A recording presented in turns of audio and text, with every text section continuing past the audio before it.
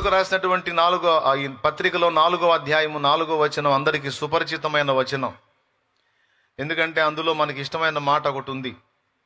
ప్రభునందు ఆనందించండి, మరలా చెప్పుదును ఆనందించండి అని. అబ్బాయి సంతోషపడండి, ఆనందపడండి అనే మాట అందులో ఉంది. ఎందుకంటే అది ఎక్కువగా మనకు ఉండదు కాబట్టి, అక్కడ చెప్పాడు కాబట్టి కొంచెం హాయిగా అనిపిస్తుంది ఆ మాట విన్నప్పుడు. ఈ మాట పలుకుతున్నటువంటి భక్తుడు కఠినమైన కఠోరమైన శ్రమలో ఉన్నాడు. తర్వాత తనకి ఏ స్థితి వచ్చిందో కూడా తెలియని స్థితిలో తను ఉన్నాడు, బంధకాల్లో ఉన్నాడు. ఆ స్థితిలో ఉండి ఆయన ప్రభునందు ఆనందిస్తూ ఫిలిప్పి సంఘానికి కూడా ఏమని చెప్తున్నాడంటే, ప్రభునందు ఆనందించండి. ఒకసారి చెబితే మీకు అర్థం కాదు కదా, అందుకని రెండోసారి కూడా చెప్తున్నాను, మరలా చెప్పుదును ఆనందించండి అని మాట్లాడాడు. కూర్చోండి ఆయన, కూర్చోండి, ఎక్కడో కూర్చోండి సైలెంట్గా. స్తోత్రం చెప్పండి అందరూ ఒకసారి. ఇంకొకసారి చెప్తారా? జాగ్రత్తగా వినండి. మీరు విన్నా వినకపోయినా నేను చెప్పుకొని వెళ్ళిపోతాయి ఇక అంతే. రోజుట్లాగా మిమ్మల్ని పలకరించి కదిలించి అదిలించి బెదిరించి నేను చెప్పను. పనులు చాలా ఉన్నాయి. ఇంకా రేపు వచ్చే గురువారమే కూటం స్టార్ట్. బుధవారం చెకింగ్ ఉంటుంది, అలాగే ఇనాగ్రేషన్ ఉంటుంది. గురువారం నుంచి కూటాలు స్టార్ట్ అవుతాయి. అంటే బుధవారం రోజుతో స్టార్ట్ అనుకోండి. అంటే నైట్ ఇనాగ్రేషన్ ఉంటుంది, స్టేజ్ ఇనాగ్రేషన్ కానీ అదంతా పర్యవేక్షణ ఉంటుంది, అంతా చెకింగ్ ఉంటుంది. కాబట్టి ఆ రోజు కూడా లిస్టులో పడిద్ది. ఇంకా ఆ రోజు తీసేస్తే ఇంకెంత, ఈ ఒక 2 రోజులు ఆదివారం ఆరాధన తీసేసామనుకో, ఆదివారం ఆరాధన తీసేస్తే రేపు ఒక రోజును అవతల ఒక 3 రోజులు, మొత్తం 4 రోజుల్లోకి వచ్చింది వ్యవహారం అంతా. ఆదివారం తీసేస్తే 3 రోజులే ఉంటుంది, బుధవారం తీసేస్తే, ఆది బుధ తీసేస్తే ఇంకెన్ని రోజులు ఉంటుంది, అంత దగ్గరికి వచ్చింది. అంటే రేపు ఒక రోజును సోమ మంగళ 3 రోజులే. కాబట్టి మనం సిద్ధపడాలి. ఇంకా అక్కడ సిద్ధపరచాల్సింది కొన్ని ఉన్నాయి, అవి కూడా రెడీ చేసుకోవాలి. చాలా వర్క్ జరగాలి. ఇక నేను రంగంలో దిగితేనే అది ఒక కొలిక్కి వచ్చింది ఫైనల్గా. ఇప్పుడు దాకా వాళ్ళే చేస్తారంటే చిన్నగా ఆడదాకా వచ్చింది టైం. ఇంకా ఉంది అక్కడ ఉంది పని. అందుకని నేను లైన్లోకి వెళ్ళాలి. కాబట్టి ఇక దయచేసి ప్రేమతో చెబుతున్నాను, విసిగించకండి. ప్రశాంతంగా ఎక్కడోళ్ళు అక్కడ కూర్చొని దేవుని వాక్యం వినండి, అటు ఇటు తిరగకండి. చాలా చక్కని మాట, మనందరికీ తెలిసిన మాట, సుపరిచితమైన మాట, అనేక సార్లు మనం విన్న మాట, మనం అన్న మాట, అనుకున్న మాట. ప్రభునందు ఆనందించండి, మరలా చెప్పుదును ఆనందించండి.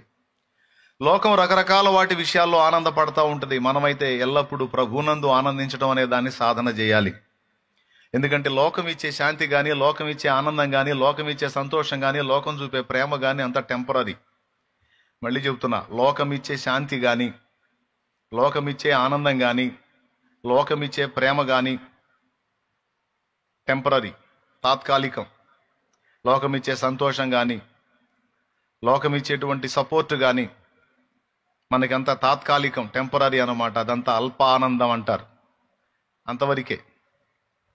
కానీ ప్రభువు మనకు అనుగ్రహించేటువంటిది స్థిరమైంది, శాశ్వతమైంది.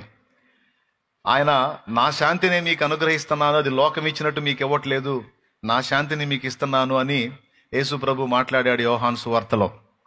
కాబట్టి ప్రభు మనకి శాంతిని ఇవ్వగలడు, ప్రభు మనకు ఆనందాన్ని ఇవ్వగలడు, ప్రభు మనకి సహాయం చేయగలడు. ప్రభు చూపే ప్రేమ మనకి పర్మనెంట్, ప్రభు చూపేటువంటి కృప మనకి పర్మనెంట్, ప్రభు ఇచ్చే ఆనందం మనకు పర్మనెంట్, ప్రభు ఇచ్చేటువంటి ఆదరణ మనకు పర్మనెంట్, ప్రభు ఇచ్చే శాంతి మనకు పర్మనెంట్. కాబట్టి పర్మనెంట్గా మనకి వీటన్నిటిని ఇవ్వగలిగే ప్రభు వైపు మన దృష్టి నిలపడం మంచిది. ఇది మీకు మంచిది, నాకు మంచిదని పరిశుద్ధాత్మ దేవుడు పౌలు మహనీయుని ద్వారా ఆ మాట రాయించాడు. లోకం శాంతి ఇస్తానంది, లోకం ఆనందం ఇస్తానంది, లోకం ఆదరణ ఇస్తానంది, లోకం నేను ప్రేమ చూపుతానంది. ఈ 4 లోకంలో కూడా దొరుకుతాయి. కానీ అవన్నీ అవకాశవాదంగా ఉంటాయి. వారి అనుకూలతలను బట్టి మాత్రమే మనకు దొరుకుతాయి. పరిస్థితులు తారుమారైనప్పుడు మొత్తం ఆవిరైపోతాయి. కానీ దేవుడిచ్చేది అలా కాదు. దేవుడిచ్చేది స్థిరమైంది. పరిస్థితులను బట్టి అది మారిపోదు. దేవుని ప్రేమ మారిద్దా? మారదు. దేవుడిచ్చే శాంతి, ఆనందము, సమాధానం, ఆదరణ అన్నీ కూడా స్థిరమైనవి. అందుకే దేవుని వైపు చూడండి, దేవునిలో ఆనందాన్ని వెతుక్కోండి, దేవునిలో సంతోషాన్ని వెతుక్కోండి, దేవునిలో శాంతి వెతుక్కోండి, ప్రభు అయిన యేసుక్రీస్తునందు ప్రేమను వెతుక్కోండి. అది మనకి శాశ్వతమైనది, స్థిరమైనది. అది మోసగించదు, అది వంచన చేయదు. అది మన పరిస్థితులు మారినప్పుడు మారిపోదు. ఇప్పుడు లోకం చూపే ప్రేమ మన పరిస్థితులు బాగున్నప్పుడు బాగా మిక్కటంగా ఉంటుంది, మన పరిస్థితులు తారుమారైనప్పుడు అది ఆవిరైపోయిద్ది. కానీ యేసయ్య ప్రేమ మన పరిస్థితులు బాగున్నప్పుడు మితంగా ఉన్నా మన పరిస్థితులు తారుమారైనప్పుడు అది ఇంకా ఎక్కువైద్ది. అది లోకానికి యేసయ్యకు ఉన్న తేడా. ఏమైనా అర్థమైందా నేను చెప్పింది? ఇప్పుడు మన దగ్గర సౌండ్ బాగుండి మన వల్ల ఇతరులకు ప్రయోజనం ఉన్నప్పుడు అందరి దగ్గర నుంచి మనకు ప్రేమ లభించింది. మన పరిస్థితులు తారుమారైపోయినప్పుడు వాళ్ళ ప్రేమ కొరవడిద్ది.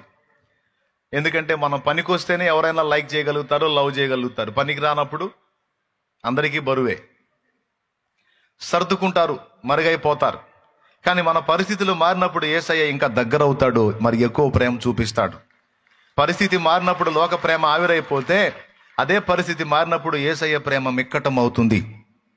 అలాగే అన్ని విషయాల్లో కూడా మీరు ఆలోచించుకోవచ్చు.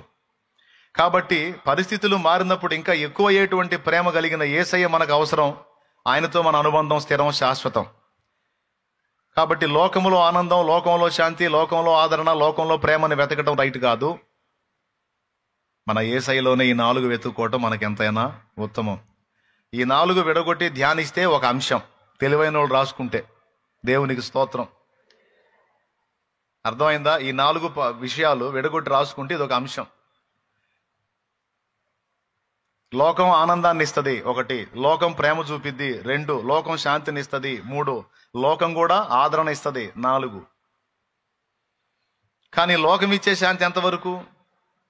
సినిమా హాల్కి పోతే 3 గంటలు సినిమా చూస్తాడు, లేకపోతే మద్యపానం షాపుకి వెళ్తే తాగాడంటే ఒక నైట్ అంతా నిద్రపోతాడు ప్రశాంతంగా. కానీ తెల్లారిన తర్వాత మళ్ళీ అశాంతి స్టార్ట్ అయింది వాడికి. సినిమా చూసిన 3 గంటల సేపు వాడికి ప్రశాంతంగా ఉన్న, అయిపోయిన తర్వాత అశాంతి స్టార్ట్ అయింది. ఓకే? కాబట్టి లోకం ఇచ్చింది శాంతి, అది స్థిరమైంది కాదు, అల్పమైంది. కానీ యేసయ్య మనకు తోడై ఉన్నాడు అన్న ఒక విషయాన్ని మనం విశ్వసించగలిగితే యేసయ్య ద్వారా మన హృదయంలోకి ఏర్పడేటువంటి శాంతి ఎంత స్థిరం అంటే అది పెను తుఫాను లాంటి శోధనలు వచ్చినా మనం లెక్క చేయకుండా ఢీ కొట్టడానికి ఉపయోగపడుద్ది. అది మారదు. మందేసుకొని తాగుబోతాడు నిద్రపోతే ఆ మత్తు ఉన్నంత వరకు వాడికి ఏం అర్థం కాదు, అది దిగిన తర్వాత మళ్ళా బాధలేగా. కాబట్టి అది లోకం ఇచ్చే శాంతి అల్పమైంది. కానీ యేసయ్య నందు విశ్వాసము ద్వారా యేసు నుండి మనం పొందే శాంతి పెను తుఫానులో కూడా ప్రశాంతతనిస్తుంది. తెల్లవారితే శిరఛేదం అయిద్దో, ఉరితీయబట్టమైద్దో, ఖడ్గం చేత చంపబడటం అయిద్దో తెలియదు పేతురికి. తెల్లవారితే రేపటి రోజున శిక్ష విధింపబడిద్ది అనే సంగతి తెలిసినప్పుడు ఈ నైట్ ఎవరైనా నిద్రపోతారా? కానీ మీరు అపోస్తల కార్యం 12 ఇంటికెళ్ళి చూసుకోండి, స్పీడ్గా తీయగలిగితే ఇప్పుడే చూసుకోవచ్చు. అక్కడ ఏం రాసి ఉంటుందో తెలుసా? తెల్లవారి అతనికి ఏం శిక్ష పడిద్దో తెలియని స్థితిలో పేతురు ఉండగా, పేతురైతే చెరసాలలో 16 మంది సైనికుల మధ్య ఆదమరిచి నిద్రపోయాడట. నిజంగా ఎంత నిద్రపోయాడంటే దేవదూత వచ్చి అతన్ని తట్టి లేపి తీసుకెళ్లి బయటికి విడుదల చేసినా కూడా దర్శనం అనుకుంటున్నాడు, కళ అనుకుంటున్నాడు, కానీ రియల్గా దూత వచ్చి తీసుకెళ్లాడన్న సంగతి తెలియదు ఆయనకి. అసలు అంత గాఢ నిద్ర ఎట్లా పట్టింది ఆయనకి? తెల్లారితే సావు మూడిందన్న సంగతి తెలిసి కూడా ఎట్లా నిద్రపోయాడు? అదే యేసయ్య ఇచ్చే శాంతి అంటే. ఎందుకు అంత శాంతి వచ్చింది, ఎందుకు అంత రిలాక్స్ వచ్చింది, ఎందుకు అంత నిద్రపోగలిగాడంటే పేతురుకు తెలుసు, నా ప్రభు సెలవు లేకుండా నన్ను ఎవడో ఏమీ చేయలేడు. ఎవడైనా నన్ను ఏదైనా చేయడానికి ముందుకు వచ్చాడంటే అక్కడ నుంచి ఆజ్ఞ జారీ అయితే తప్ప ఇక్కడ నా వెంట్రుకను కూడా ఎవడో కదిలించలేడన్న సంగతి పేతురుకు తెలుసు. కాబట్టి గురకబెట్టి నిద్రపోయాడు. అది విషయం. ఇప్పుడు చాలా మంది నిద్ర పట్టక జుట్టు పీక్కుంటారు. ఎందుకో తెలుసా? నా ప్రభు చిత్తం లేకుండా నాకు ఏది జరగదు, అన్నీ ఆయన చూసుకుంటాడని నమ్మలేని వాళ్ళు నిద్రపోరు. వీళ్ళే పండుకొని ఆలోచిస్తూ ఉంటారు, గుడ్లు మెటకరించి చూస్తా. కాదు నా తండ్రి ఉన్నాడు, నా తండ్రి చూసుకుంటాడు, నేను ఆయన ఎరుగుదును, ఆయన యందు నేను విశ్వాసం ఉంచి ఉన్నాను, ఆయన తన శాంతిని నాకు అనుగ్రహించాడు, నీవైతే విశ్రాంతిలో ఉండన్నాడు, నేను చూసుకుంటాను అన్నాడు, నా ప్రభువే చూసుకుంటాడు అనుకున్నాడు. శుభ్రంగా అంత తిని హల్లెలూయా అని స్తోత్రాలు చెప్పుకొని ఒక పాట పాడుకొని నిద్రపోతాడు శుభ్రంగా. అది దేవుని యందలి విశ్వాసాన్ని బట్టే కలిగే శాంతి. ఆ శాంతి పేతురు పొందాడు. ఆ శాంతి పౌలు పొందాడు కాబట్టి ఆయన హ్యాపీగా ఉండి మనలో కూడా హ్యాపీగా ఉండమన్నాడు. దేవునికి స్తోత్రం కలుగును గాక. లోకస్తుల ఆనందాన్ని చూసుకుందాం, మన దేవుడిచ్చే ఆనందాన్ని చూసుకుందాం. ఇప్పుడు 2 అయిపోయినాయి. ప్రేమ, మన దగ్గర డబ్బులుంటే లోకస్తుల ప్రేమ. పుష్పటాక్ అయితే ఒక్కడు కూడా కనపడ్డు. మనం ఈ బజార్లో ఉంటే ఆ బజార్లో ఉండిపోతుంటాడు. వీడికి కనపడితే అప్పు అడుగుతాడేమో అని ఎవడు బాధ వాడిది. దేవునికి స్తోత్రం. అలాగే లోకం ఇచ్చే శాంతి మత్తున్నంత వరకు, లేదా ఆ సినిమా చూసినంత వరకు, లేదా ఆ కాలక్షేపం చేసినంత వరకు కాసేపే, తర్వాత మళ్ళా వ్యధే. కానీ యేసయ్య ఇచ్చేది, డబ్బు ఉన్నప్పుడు మితంగా ఉన్న యేసయ్య ప్రేమ, డబ్బును కోల్పోయి బీదలమైపోయి దీనులమైపోయి వ్యాధిగ్రస్తులమైపోయి సమస్యల్లో ఉన్నప్పుడు ఆ ప్రేమ మళ్ళీ ఎక్కువైపోతుంది. అలాగే శాంతి విషయంలో కూడా యేసును బట్టి మన హృదయంలో కలిగిన శాంతి ఎంత పర్మనెంట్ అంటే పెను తుఫాను లాంటి శోధనలు వచ్చినా లెక్క చేయం. ఎందుకంటే అన్నిటినీ అడ్డగించి మనల్ని తప్పించే జీవము కలిగిన దేవుడు మనకు తోడై ఉన్నాడన్న విశ్వాసం. 2, మూడవది లోకమిచ్చే ఆనందం, దేవుడిచ్చే ఆనందం. లోకస్తులను చూడండి, ఏదన్నా మంచి జరిగినప్పుడు వాళ్ళని పట్టపగ్గాలు ఉండవు. ఎంత సంబరాలు చేస్తారో, ఎంత హడావుడి చేస్తారో, ఎంత ఆనందపడతారో. కొద్దిగా ప్రతికూలత వచ్చిందంటే ఒకటి మొఖాన్ని కూడా నవ్వు ఉండదు. కానీ ఒక సత్క్రైస్తవుడి జీవితం అలా కాదు.